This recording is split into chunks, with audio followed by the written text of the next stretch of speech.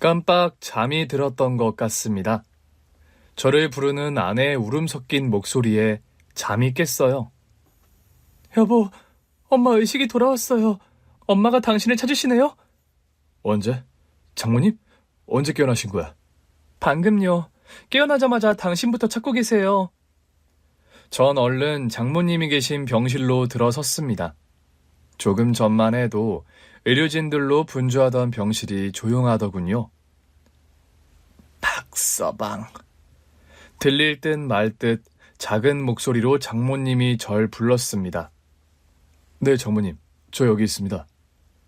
전 얼른 장모님 곁으로 달려가서 앙상하게 뼈만 남은 장모님 손을 잡았습니다.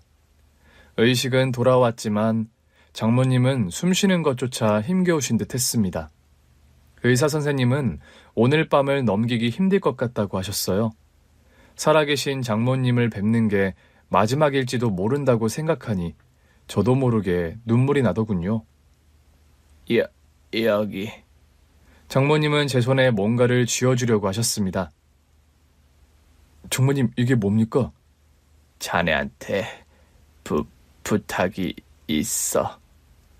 장모님이 제 손에 쥐어주려고 했던 건 명함이었습니다. 의아했어요. 임종 직전에 명함을 주시는 장모님 뜻을 이해하기가 힘들었죠. 장모님은 힘이 드시는지 잠시 말씀을 멈추셨습니다. 이 사람, 자네가. 장모님, 저보고 이 사람을 찾아가라는 거죠? 장모님은 힘겹게 고개를 끄덕이셨습니다. 그래, 꼭. 네, 장모님. 제가 꼭 찾아갈 테니 걱정하지 마세요. 장모님은 제 확답에 안심하시는 것 같았습니다. 전 그 명함의 주인이 누굴까 궁금했지만 지금은 그걸 물을 상황이 아니었죠. 그런데 제가 명함을 주머니에 넣으려는 순간이었습니다. 갑자기 아내가 달려와선 그 명함을 박박 찢어버리는 겁니다. 신경질적으로 말이죠. 전 너무나 당황해서 아내의 행동을 보고만 있었습니다. 당신 왜 그래? 그거 어머님이 주신 명함이잖아. 그걸 찢어버리면 어떡해? 아내가 뭔가 말하려는 것 같았는데요. 그때 장모님의 바이탈 모니터에서 심장박동수가 급격히 떨어지고 있다는 신호음이 들리는 겁니다. 간호사 선생님이 달려왔고요. 의사 선생님도 오셔서는 저희에게 마지막 인사를 하라고 하더군요. 올 것이 왔구나라는 생각에 눈물이 쏟아지기 시작했습니다. 엄마, 안 돼. 아직 나 엄마하고 하고 싶은 게 맞단 말이야. 아내는 오열하기 시작했습니다. 아들 민석이와 딸 민지도 할머니와 마지막 인사를 하라는 말에 소리내 울기 시작했죠. 할머니 사랑해요. 할머니 죽으면 안 돼. 아직 초등학생인 민지는 장모님을 흔들며 어서 일어나라고 떼를 쓰면서 울었습니다. 학교에서 돌아오면 늘 자신을 반기던 할머니가 죽는다는 사실이 실감되지 않았던 겁니다. 그건 저 역시 마찬가지였어요. 장모님 덕분에 제가 부모님 사랑이라는 걸 맛봤습니다. 감사합니다, 장모님. 장모님께 마지막 인사를 하면서도 꿈이면 좋겠다 싶었습니다. 장모님은 제게 엄마 같은 분이셨습니다. 저를 사위가 아니라 친아들처럼 사랑해 주셨어요. 장모님, 좋은 곳으로 가서 편히 쉬세요. 사랑합니다. 엄마 사랑해요. 우리 꼭 다시 만나요. 아내도 저도 장모님과 작별하는 게 너무 힘들었습니다. 소란스러운 장례식장에서도 잠시 틈이 나면 장모님 생각에 눈물이 났습니다. 당신 들어가서 잠시라도 눈 좀 붙여요. 어제도 꼬박 밤을 새우지 않았어요? 아니야, 난 괜찮으니 당신이나 좀 쉬어. 내일 장지까지 가려면 잠을 좀 자둬야지. 슬픔 때문인지 그리움 때문인지 잠도 오지 않았습니다. 장모님이 이젠 저희 곁에 없다는 사실이 믿기지가 않더군요. 장모님의 장례를 마치고 집에 돌아오니 허전함은 더했습니다. 집안 곳곳에 남아있는 흔적 때문에 장모님이 너무 그리워지더군요. 아내 역시 마찬가지인 것 같았습니다. 잠자리에 누워서도 잠들지 못하고 계속 뒤척였어요. 당신 피곤할 텐데 잠이 안 와? 당신도 잠이 안 오나 보네요. 집에 오니 어머님이 생각이 더 나네. 아내와 장모님 얘기를 하다 보니 문득 임종 직전 장모님이 주셨던 명함 생각이 났습니다. 당신 그때 왜 그랬어? 뭘 말이에요? 장모님 돌아가시기 직전에 나한테 명함 주셨잖아. 그 명함 왜 찢어버렸냐고. 장모님 유언이나 마찬가지인데 나 그때 얼마나 놀랐다고. 아내는 한동안 말이 없었습니다. 왜? 말하려니까 힘들어? 그 명함 우리 아빠 명함이에요. 응? 그게 무슨 말이야? 당신 아버지 돌아가셨다고 하지 않았어? 그랬죠. 엄마는 나한텐 죽은 사람이나 다름없죠. 아내는 아버지가 초등학교 때 돌아가셨다고 했습니다. 그래서 장모님이 보험 일을 하시면서 힘들게 자신을 키웠다고 했어요. 일부러 당신한테 거짓말하려고 한 건 아니에요. 우리를 버리고 간 그 순간 아빠는 나에게 죽은 사람이 됐거든요. 아내가 초등학교 3학년 때 있었던 일이라고 합니다. 학교에 돌아오니 엄마가 울고 있었다고 해요. 집안엔 깨어진 그릇이며 옷가지들로 난장판이었다고 하죠. 엄마 왜 울어? 아빠 때문에 그래? 그즈음 부모님 싸움이 잦았다고 합니다. 아버진 자주 집을 비웠고 어쩌다 집에 들어오면 사소한 일에도 짜증을 부리면서 화를 냈다고 해요. 집안 꼴이 이게 뭐야? 이러니 내가 집에 오고 싶겠어? 장모님은 그런 아버지 억지를 처음엔 참고만 있었다고 합니다. 이걸 지금 나보고 먹으라고 가져온 거야? 반찬꼴이 이게 뭐냐고? 생활비 떨어진 지 오래돼서 그래요. 당신 지난달에도 생활비 안 줬잖아요. 뭐야? 어디서 말대꾸야? 그래서 지금 나한테 반찬으로 시위라도 하는 거야? 그게 아니라 당장 쌀도 사야 하고 주위 운동화도 하나 사줘야 하는데 당신이 생활비를 안 주니까. 으이그, 넌 내가 돈 버는 기계로만 보이지? 남편이 얼마나 힘들게 돈 버는지도 모르고. 그래서 나도 당신이 주는 생활비 아껴 쓰려고 한다고요. 뭐? 아껴 쓴다는 사람이 지금 돈 타령이야? 생활비 좀 안 줬다고 오랜만에 집에 들어온 남편한테 시비냐고?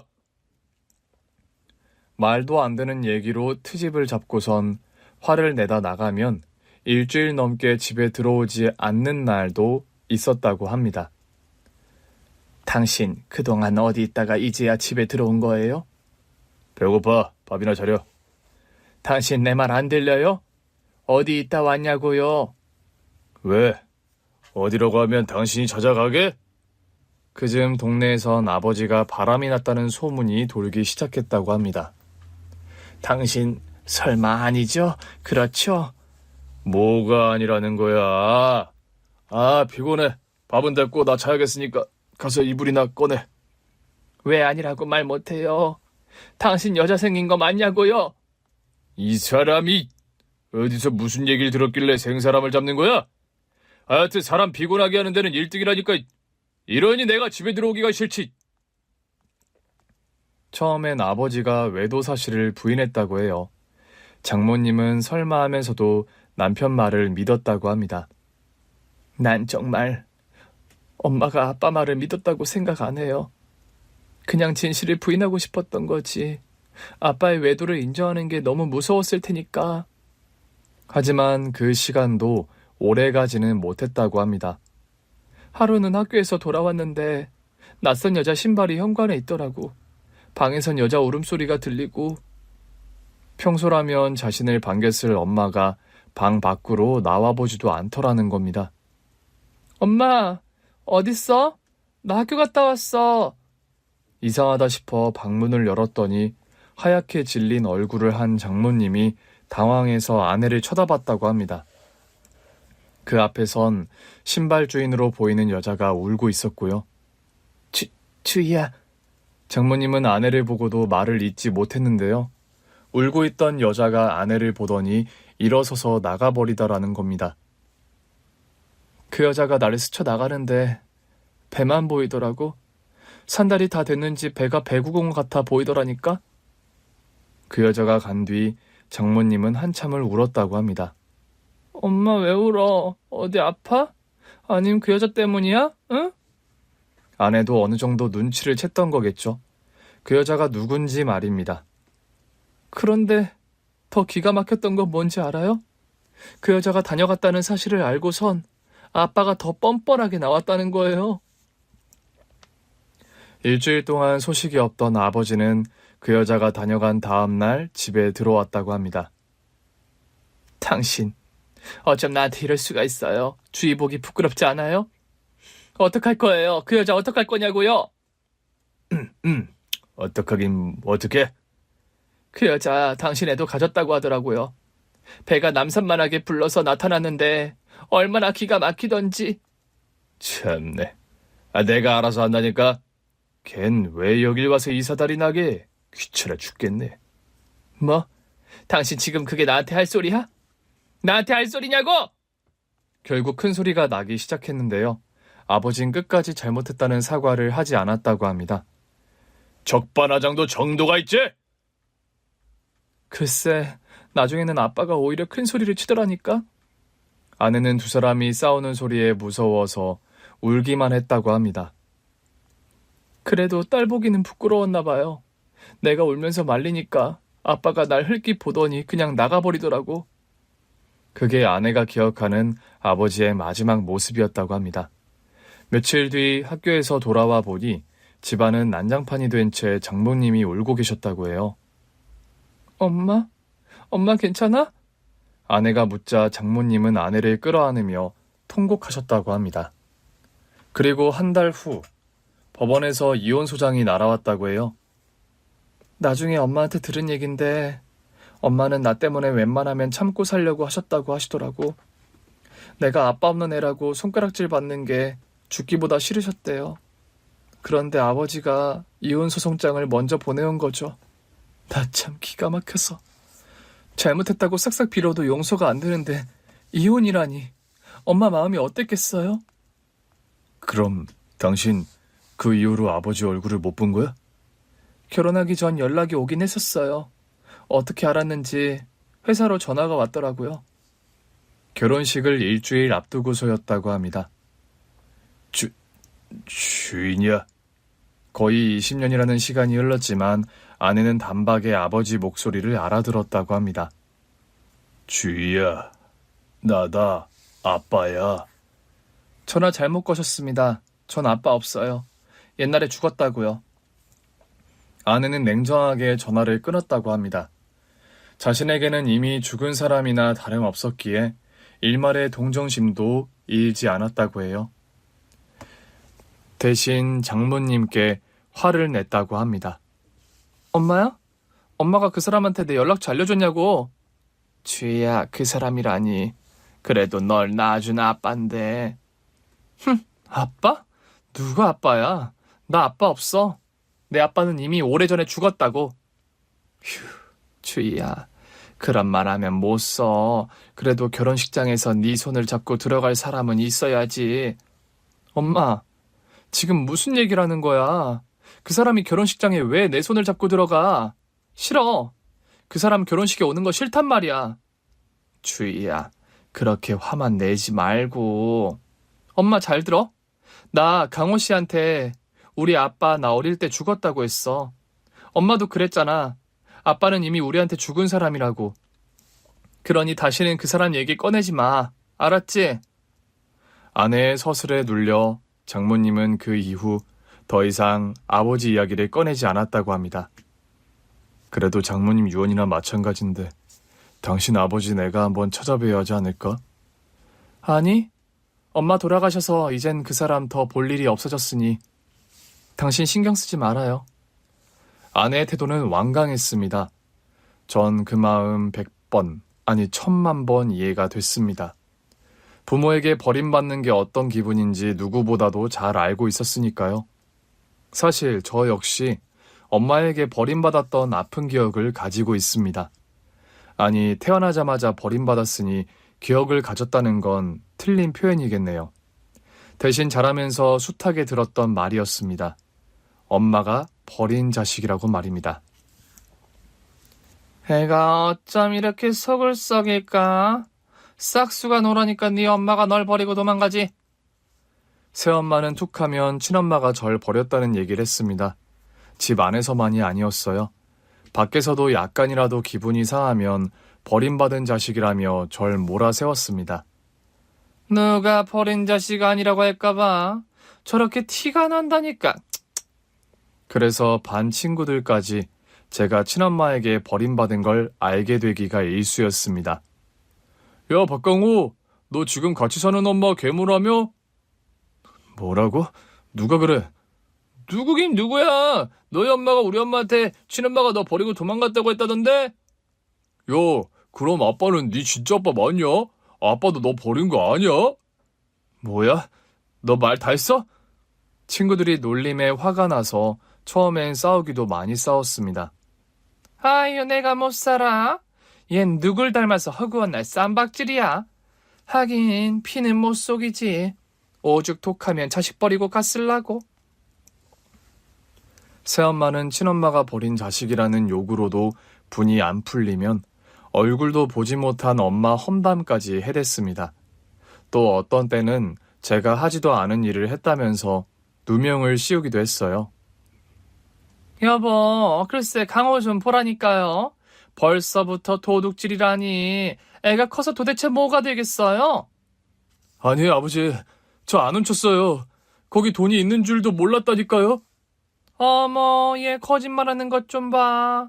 너 말고 안방에 들어간 사람이 없는데 어디서 거짓말이야?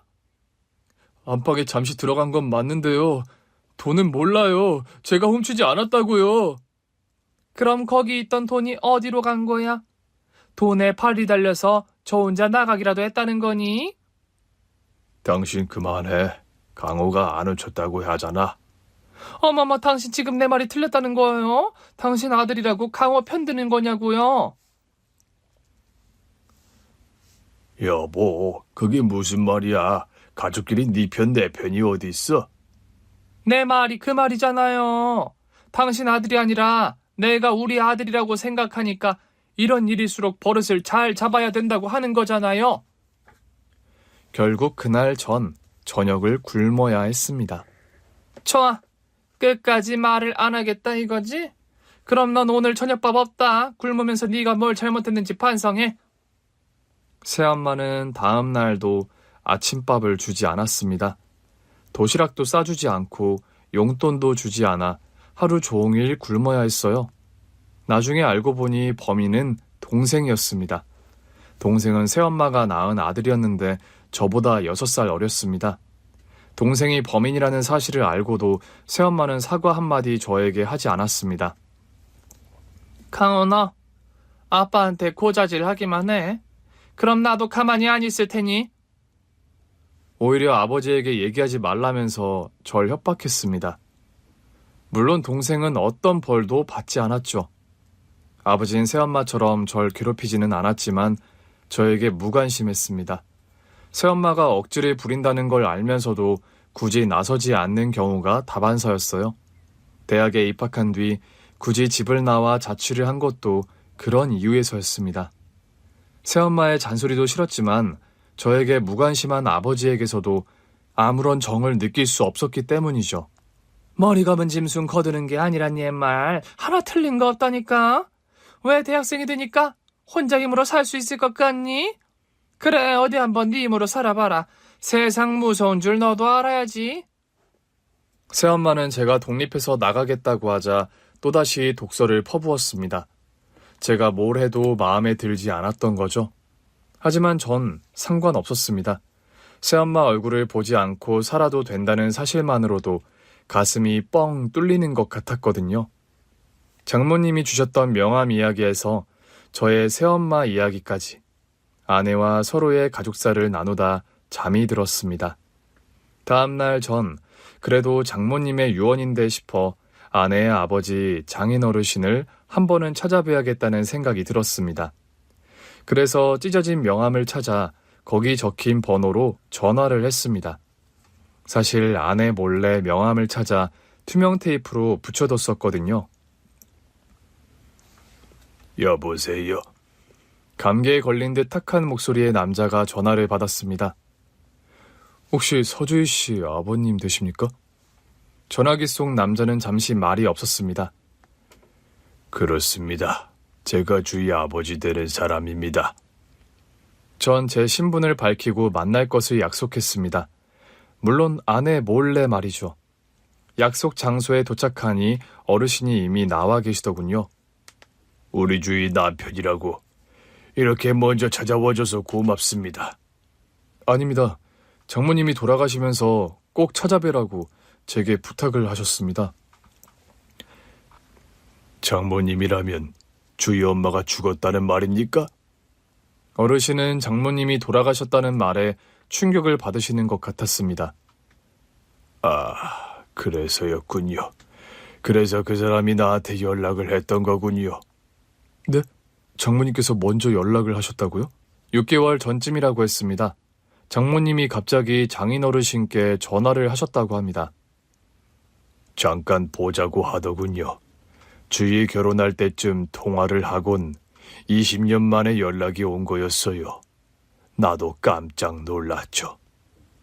장모님은 장인 어르신을 만나서 용서하겠다는 이야기를 하셨다고 해요. 나 당신 정말 많이 미워하고 원망했어. 그런데 이제 다 부질없다는 생각이 드네. 그래서 당신 용서하려고. 장모님의 용서한다는 말에 장인 어르신은 많이 울었다고 합니다. 내가 용서를 빌어도 시원찮은데 그 사람이 먼저 용서한다고 하니 얼마나 부끄럽고 마음이 아프던지. 자네는 믿지 않겠지만 얼마나 후회하며 살았는지 몰라요. 장인 어르신은 착한 아내와 딸을 버린 걸 후회하며 살아왔다고 하셨습니다. 그때는 정말 아무것도 보이지가 않았습니다. 마치 뭐에 씌인 것처럼 말입니다. 장인 어르신이 제 정신을 차리고 보니 장모님과 딸은 곁에 없었고요. 자신이 책임져야 할 새로운 가족이 남겨져 있었다고 합니다. 하루도 주희를 잊어본 적이 없습니다. 가끔 주희 회사 근처에 가서 딸을 몰래 보고 오곤 했어요. 장인 어르신은 결혼식에도 오셨다고 했습니다.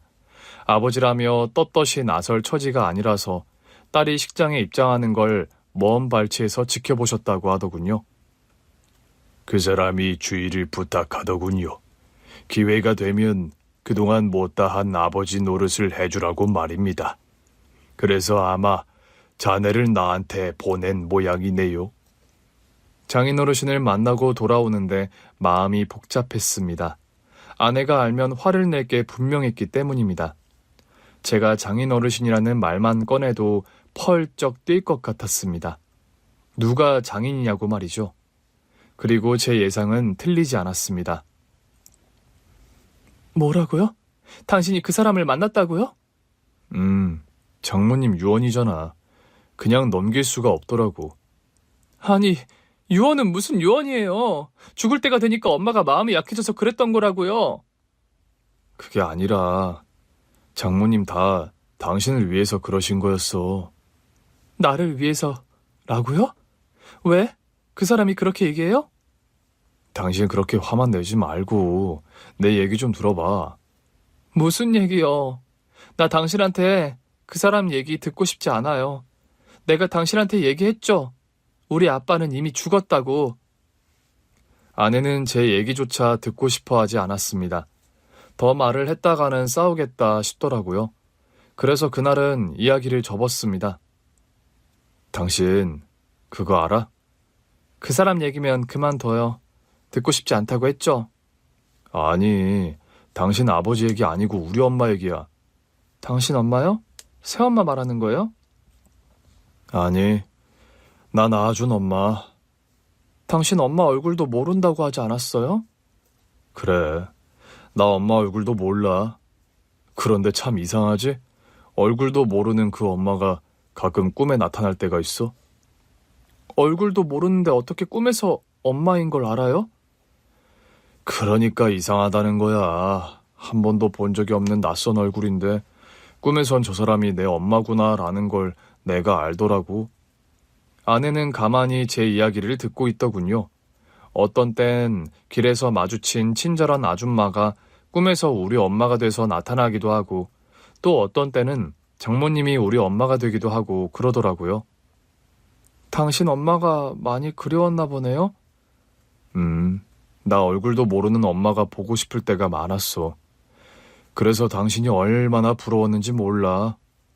내가요? 왜요? 장모님이 당신 친엄마라는 게 나 샘날 때도 있었다니까.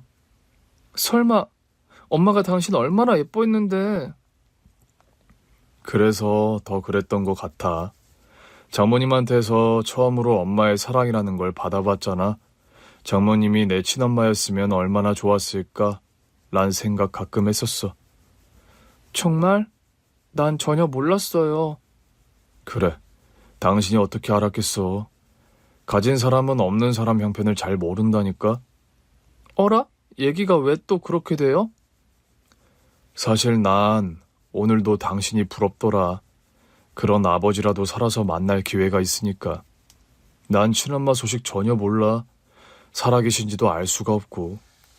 제 이야기에 아내는 말이 없었습니다. 조금 전처럼 펄펄 뛰지 않고 가만히 있더군요. 피곤하다. 우리 그만 잘까? 아내는 여전히 잠들지 못하는 것 같았습니다. 아니라고 했지만 아내 역시 장모님이 남기신 유언이 마음에 걸렸을 겁니다. 며칠 후 이번에는 장인어르신께 먼저 연락이 왔습니다. 아내를 꼭 한번 만나게 해달라고 말이죠. 염치 없지만 자네밖에 부탁할 사람이 없어. 주위 한 번만 만나게 해줄 수 없겠나? 장인어르신은 말씀을 하시면서도 계속 기침을 하셨습니다. 첫 만남에서도 느꼈던 거지만 어딘가 아파 보이셨어요. 장인어르신은 고급스러운 차림새였지만 왠지 초췌해 보였거든요. 아버님, 어디 몸이 안 좋으십니까? 기침 소리가 많이 안 좋은데요. 자네에게 부담이 될까봐 이 말은 안 하려고 했는데 사실 나 암이야. 살 날이 얼마 남지 않은 것 같아. 연신 기침을 해대며 부탁하시는 장인어르신이 너무 딱해 보였습니다. 그래서 전 아내를 만나게 해드리겠다고 약속을 하고 말았습니다. 당신, 그 사람 만나지 말라는 내 얘기 뭘로 들은 거예요? 아내는 제 얘기에 화부터 냈습니다. 알지. 나 당신 마음 안다고. 그런데 또 그 사람을 만났단 말이에요? 그럼 어떻게 회사 앞까지 찾아오셨는데. 게다가 아버님 건강도 많이 안 좋으신 것 같더라고. 아버님이라뇨? 누가 당신 아버님이라는 거예요? 여보, 지금 그게 중요한 게 아니야. 당신 아버님 암이래. 얼마 남지 않으신 것 같아. 암이라는 말에 아내도 놀라는 것 같았습니다. 당신 마음 나도 아는데 암이라고 하시잖아. 만약 이대로 돌아가시면 당신 후회 안 하겠어? 후회할 일 하지 말고 한 번만, 딱 한 번만 만나자, 응? 장인어르신이 돌아가실지도 모른다는 말에 아내는 고집을 꺾었습니다. 이틀 뒤 조용한 레스토랑에서 장인어르신을 만났어요. 주희야, 아이고 내 딸. 장인어르신은 아내를 보고 눈물부터 흘리셨습니다. 하지만 아내는 그런 장인을 차갑게 바라볼 뿐이었어요. 주희야, 그동안 아빠 원망 많이 했지. 미안하다, 미안해. 아니요. 그것도 어릴 때 얘기고요. 이젠 그런 감정도 안 남아있어요. 아내의 냉랭한 태도에도 불구하고 장인어르신은 아내의 손을 잡으며 좋아하셨습니다. 죽기 전에 이렇게 널 보다니. 내가 이제 죽어도 한이 없다. 한이 없어. 다행히 아내는 장인어르신께서 잡은 손을 뿌리치지는 않았습니다. 하지만 끝까지 아버지라고 부르지 않더군요. 돌아오는 차 안에서도 이렇다 할 말 한마디도 하지 않았습니다. 전 그런 아내의 마음을 충분히 이해할 수 있었습니다. 저도 비슷한 경험을 한 적이 있었으니까요. 대학 3학년 때였던 것 같습니다. 아르바이트를 마치고 집으로 돌아왔는데 아버지가 자취방 앞에서 절 기다리고 계셨습니다. 아버지? 어쩐 일이세요? 강호, 너 이제 집에 오는 거냐? 네, 알바 마치면 늘 이 시간이에요. 잠시 들어가시겠어요? 자취방에 아버지와 둘이 있는데 어색하기 이를 데 없었습니다. 아버지와 마주 앉아서 서로 이야기를 나눴던 기억이 없었거든요. 알바는 힘들지 않아? 네, 할만해요. 딱히 할 얘기도 없었습니다. 당연히 대화가 이어지지 않고 뚝뚝 끊어졌습니다. 강호야. 네. 미안하다. 아버지가 너한테 미안해. 아버지는 뜬금없이 미안하다는 말을 하시고선 바로 일어나셨습니다. 아버지를 배웅하고 돌아오니 방바닥에 하얀 봉투가 있더군요. 봉투를 열어보니 500만 원이 들어있었습니다. 독립하겠다고 나간 아들이 아마도 걱정이 되어 오셨던 것 같았습니다. 하지만 그 돈을 보며 전 마음이 착잡했었습니다. 처음엔 아버지의 무관심이 미웠습니다. 원망도 했어요. 하지만 시간이 흐르니 그런 감정조차 무뎌지더군요. 사랑의 반대말은 미움이 아니라 무관심이라는 말이 맞았습니다. 저 역시 아버지에 대해 무관심해졌는데요. 두고 가신 돈을 보면서 이제와 아버지 노릇이라도 하겠다는 건가 싶어 화가 나기도 하고 슬프기도 하면서 감정이 복잡해졌었습니다. 아마 아내도 지금 그렇지 않을까 싶었습니다. 그로부터 딱 2달이 지난 뒤 장인어르신의 부고장이 날아왔습니다. 어느 정도 예상했던 일이긴 하지만 당황스럽더군요. 전 아내에게 어떻게 얘기해야 할지 고민하며 말을 꺼냈는데요. 아내는 의외로 담담했습니다. 마지막 가시는 길인데 우리도 가야죠. 장인어르신의 빈소는 아들과 며느리, 손주들이 지키고 있었습니다. 그러니까 아내의 배다른 동생이 되는 셈이었는데요. 동생은 아내의 존재를 알고 있는 것 같았습니다. 아내는 장인어르신 영정 앞에서 한참을 서 있었습니다. 소리내 울지는 않았지만 아버지를 보내는 슬픔이 저에게는 고스란히 보이더군요. 주의 누님이시죠? 아버지께 얘기 많이 들었습니다.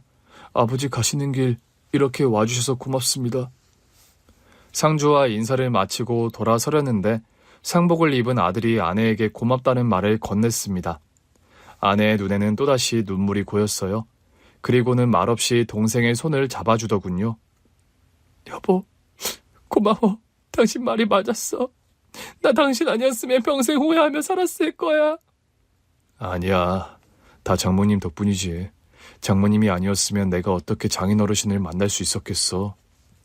그러네. 엄마 덕분이네. 우리 엄마 참 아빠를 어떻게 용서할 수 있었는지 몰라. 아내의 이야기를 듣다 보니 새삼 또 장모님이 그리워졌습니다.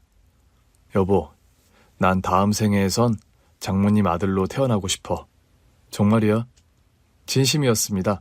장모님은 늘 제 편이셨으니까요.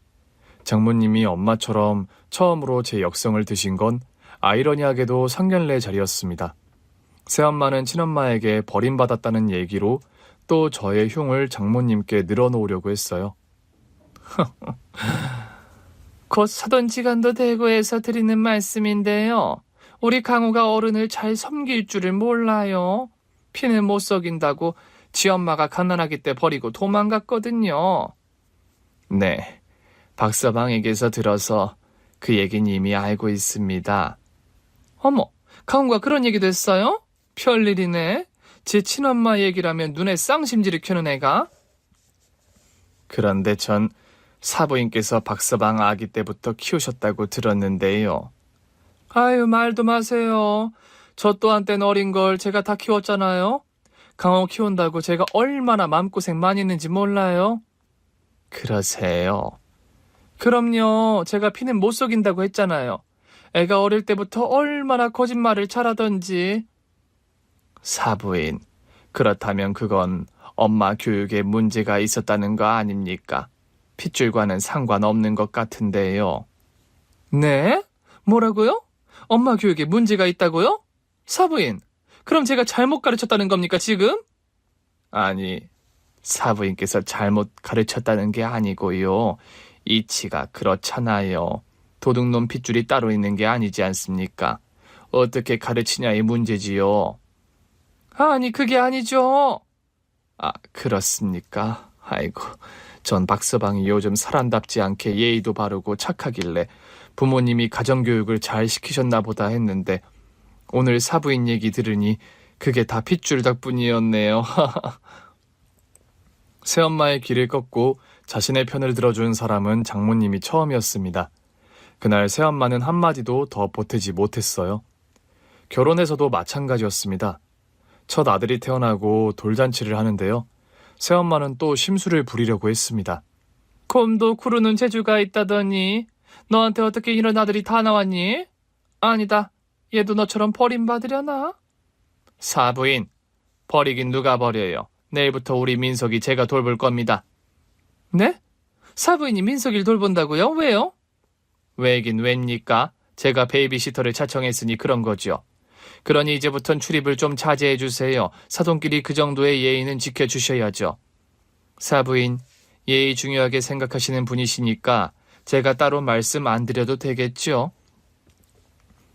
새엄마는 저뿐 아니라 아내에게도 억지를 부리곤 했습니다. 불쑥불쑥 집에 찾아와 저와 아내를 곤란하게 만들기 일쑤였어요. 도저히 참을 수 없어 화를 냈던 적도 있었는데요. 장모님이 눈치를 채시곤 선수를 치셨던 겁니다.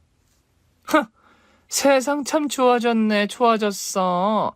장모가 사위 집에 들어가서 산다니, 안 그래요, 여보? 당신, 그만 좀 해. 사부인 보기 부끄럽지도 않아?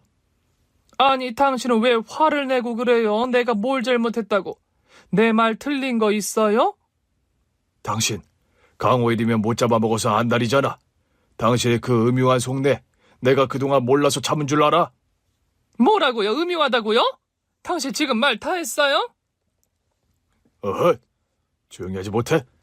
여기 민석이 돌잔치 자리야. 어디 교양 없이. 뭐, 교양? 아이고, 지금 이 자리가 다 누구 덕분인데? 갓난 핏덩이를 고생고생해서 키운 게 누군데? 당신 그만하지 못해? 그래, 못한다. 지금까지 내가 강호 제 키운다고 얼마나 고생을 했는데. 이빨은 소리 좀 했다고. 아이고. 결국 그날 민석이 돌잔치는 난장판으로 끝났습니다. 하지만 전 속이 후련하더군요. 새엄마 강짜를 아버지가 드디어 해결하셨거든요. 미안하다, 강호야. 앞으로 네 엄마, 너희 집에 드나드는 일이 없도록 하마. 처음으로 아버지가 제 편을 드셨고요. 아버지 말씀처럼 새엄마는 저희 집에 나타나지 않았습니다. 명절날 본가에 가도 전처럼 시비를 걸지도 억지를 부리지도 않더군요. 또 저나 아내와 가능한 마주치는 걸 새엄마가 먼저 피했습니다. 전 다행이다 싶었죠. 이후 새엄마를 보지도 않고 사는 평화로운 날들이 계속됐습니다. 장인어르신의 장례식에서 집으로 돌아오자 아내가 피곤했는지 바로 잠이 들었습니다. 오랜만에 깊은 잠을 자는 것 같아 안심이 되더군요. 여보, 나 어제 정말 오랜만에 단잠을 잤어요. 그래, 그런 것 같더라고. 꿈에 엄마를 만났는데 엄마가 잘했다고 날 안아주더라고요. 그랬어? 사실 나 어제 아빠 영정사진 보면서 죄송하다고 했거든요. 아빠 미워하고 원망했던 거 미안하다고. 그리고 그때 아버지가 용서해달라고 할 때 대답하지 못했던 거 후회한다고 말씀드렸어요. 잘했어. 당신 마음 장인어르신도 아실 거야. 그럴까요? 아빠도 아실까요? 그럼 나도 보이던데 장인어르신은 당연히 아시지. 아버지를 용서했기 때문일까요? 아내의 얼굴이 훨씬 밝아 보였습니다. 장인어르신의 장례가 끝난 후 일주일 뒤에 아내는 동생으로부터 뜻하지 않은 연락도 받았습니다. 주인님, 제가 연락드려서 많이 놀라셨죠? 아, 네. 좀 놀라긴 했어요. 말 편하게 놓으세요. 제가 누님보다 10살이나 아래입니다. 10살 아래라는 말에 아내는 문득 옛날 일이 떠올랐다고 합니다. 학교에서 돌아왔는데 엄마 앞에서 울고 있던 여자 말입니다. 그때 그 여자가 만삭이었던 게 기억났다고 해요. 아버지가 누님 얘기 많이 하셨어요. 제 얘기를요? 네, 제 성격이 누님과 많이 닮았다고요. 동생은 아버지의 유언을 전하기 위해 찾아왔다고 했습니다. 아버지가 누님께도 유산을 남기셨어요. 누님께 못할 짓을 했다고 많이 후회하셨거든요. 유산이라는 말에 아내도 저도 얼떨떨했습니다. 아버지 유언이니 부담 가지지 말고 받아주세요. 그래야 아버지도 평안하게 눈을 감으시죠. 장인 어르신이 아내에게 남긴 유산은 서울 근교의 작은 땅이었습니다. 나 어릴 때 아빠랑 주말 농장에 가곤 했었어요. 상추랑 고추랑 감자도 심었는데 얼마나 재밌었다고요. 그때 아빠가 그랬어요. 아빠 돈 많이 벌어서 나중에 시골에 근사한 집 지을 테니까 나 결혼해서 자주 놀러 오라고요. 장인어르신의 빅피처였네. 당신 결혼해서도 오라고 하셨으니. 그러게요. 그때 아빠는 지금 같은 상황을 상상도 못 하셨을 테니까요. 그럼 나중에 우리가 거기 가서 집 짓고 살까? 우리 애들이 결혼해서 놀러 오게. 화해는 또 다른 화해를 낳는 것 같습니다. 아버지와의 화해가 배다른 동생과의 화해로까지 이어졌어요. 장례식 이후 동생은 가끔 우리에게 연락을 했고요. 지금은 가족끼리도 서로 왕래하는 사이가 됐습니다. 졸지에 전 처남이 생겼는데요. 처남이 있으니 좋더라고요. 형님, 이번 주말 날씨 좋다고 하던데 다 같이 캠핑 어떠세요? 캠핑 좋지. 민석이 엄마한테 내가 얘기해볼게. 네, 고기하고 간식은 제가 준비할게요. 아니야. 지난번에도 처남이 준비했잖아. 이번엔 우리 집에서 할게. 아니에요. 제가 거래하는 좋은 데가 있어서 그래요. 고기는 제가 준비할 테니 형님은 좋은 와인 좀 부탁드릴게요. 새로운 가족이 생기니 좋았습니다. 아니, 서로의 아픔을 보듬어주는 가족이 있으니 삶이 달라지는 것 같았습니다. 누님, 고기 맛 어떠세요? 제가 특별히 좋은 걸로 부탁해서 가져온 겁니다. 정말? 그래서 그런지 입에 살살 녹는 게 완전 꿀맛인데?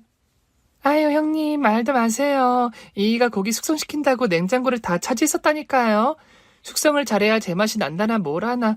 하여튼 형님 가족이랑 캠핑 간다고 하면 어찌나 유별나게 준비를 하는지. 야, 우리 처남한테 감사해야겠는걸.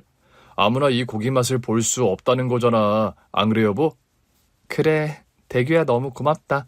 이 사람이랑 캠핑 가잖아? 그럼 고기가 뭐니 라면도 제대로 얻어먹기 힘들다니까.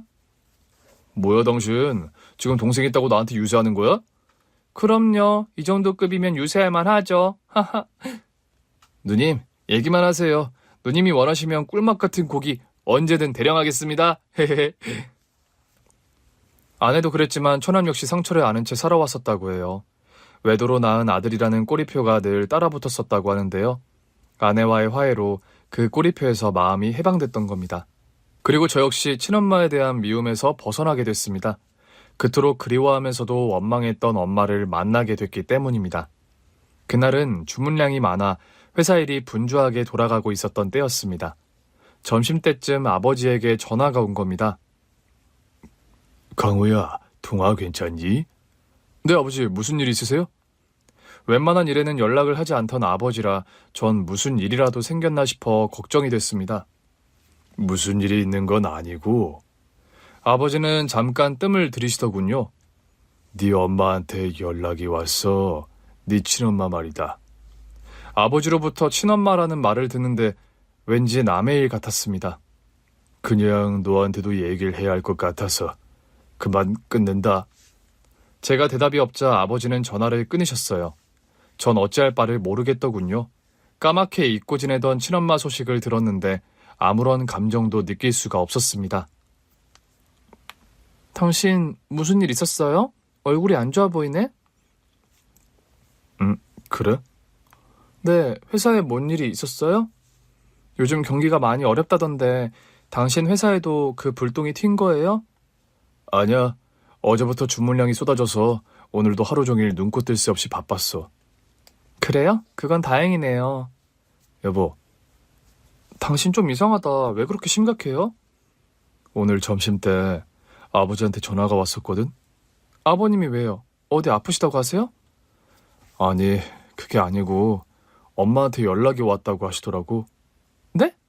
엄마한테 연락이 왔다니요. 어머님 어디 가셨어요? 아니, 새엄마가 아니고 나 낳아준 친엄마한테서 연락이 왔다고. 정말요? 당신 친엄마 살아 계신데요? 그런가 봐. 근데 그 얘기를 듣는데 실감이 안 나더라고. 당연하죠, 여보. 당신 얼굴도 모른다면서요. 그래도 내가 그동안 그리워하고 미워한 시간이 있는데 어떻게 이렇게 아무런 감정이 안 느껴지지? 당신 너무 오랫동안 보고 싶어 해서 그럴 거예요. 그런가? 그래서 이렇게 무덤덤한 건가? 아내는 친엄마를 당장이라도 만나러 가야 한다고 했습니다. 전 좀 주저되더군요. 당신, 내가 아빠 만나러 가지 않겠다고 했을 때 나한테 했던 말 기억나요? 지금 안 만나면 평생 후회할 거라고 했지. 맞아요. 당신도 지금 어머니 안 만나면 아마 평생 후회할 거예요. 아내의 독촉 때문이기도 했습니다. 주말에 전 아버지께 주소를 물어 친엄마를 보러 갔습니다. 가는 내내 엄마가 어떤 모습일지 궁금하더군요. 당신 엄마 만난다고 하니 긴장돼요? 약간 얼굴도 본 적이 없어서 어떤 모습일지 궁금하긴 해. 서울에서 꽤 떨어진 곳에 위치한 요양원이었습니다. 간호사의 안내에 따라 병실로 들어가니 낯선 어르신이 의자에 앉아 멍하니 저를 바라보더군요. 아마 누군지 못 알아보실 거예요. 알츠하이머 중증 단계거든요. 간호사 선생님의 말처럼 엄마는 제가 누군지 전혀 인지하지 못했습니다. 절 낳아준 엄마는 제가 꿈에서 보던 그런 모습이 아니더군요. 병에 걸려 쓸쓸히 하루하루를 보내고 있는 낯선 노인에 불과했습니다. 저와 아내는 몸도 닦여드리고 산책도 시켜드리면서 한참을 함께 시간을 보내다 돌아왔습니다. 당신 괜찮아요? 글쎄, 잘 모르겠네. 돌아오는 차 안에서 비로소 눈물이 났습니다. 그런데 왜 눈물이 나는 건지 저도 알 수가 없었습니다. 이제야 제 앞에 나타난 엄마가 미워서가 아니었습니다. 나를 버리고 간 엄마가 원망스러워도 아니었습니다. 새엄마에게 구박받으며 살아온 세월이 억울해서도 아니었습니다. 인생이 참 덧없다는 생각에 눈물이 나더군요. 엄마는 아마 자신의 행복을 위해 저와 아버지를 버리고 떠났을 겁니다. 아버지가 언젠가 그랬거든요. 네 엄마가 너무 미워서 그랬어. 너만 보면 네 엄마 생각이 나서 견딜 수 없더라고. 그래서 널 외면했던 것 같다. 미안하다, 강호야. 아버지는 엄마에 대한 배신감 때문에 힘든 세월을 사셨습니다. 엄마의 배신의 대가로 저 역시 불행한 성장기를 보냈죠. 그럼 엄마라도 행복했어야 되는 거 아닙니까? 그런데 늙고 병들어 누구도 알아보지 못하는 상태가 돼서 나타난 엄마를 보니 마음이 착잡했습니다. 엄마는 평생 엉뚱한 곳에서 행복의 파랑새를 찾아다녔구나 싶었습니다. 당신 울어요? 이상하게 눈물이 나네. 왜? 엄마 보고 나니까 슬퍼요? 치매라고 해서? 아니, 그냥 인생이 참 덧없다는 생각이 들어서.